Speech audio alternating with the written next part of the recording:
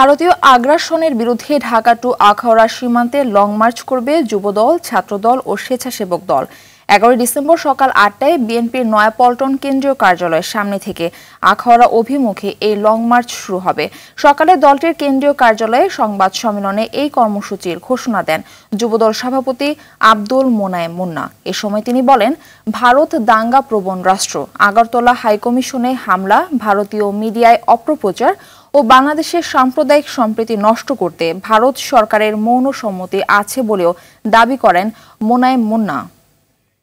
11 তারিখে লং মার্চও আমাদের এই 3টি অঙ্গ সংগঠন যুবদল, স্বেচ্ছাসেবক দল, ছাত্রদলের সমন্বয়ে আমরা ইনশাল্লাহ করব। এখানে আমরা 8টায় জমায়েত হব ইনশাল্লাহ। এরপর হয়তো 8:30 9টার মধ্যেই আমরা রওনা হব।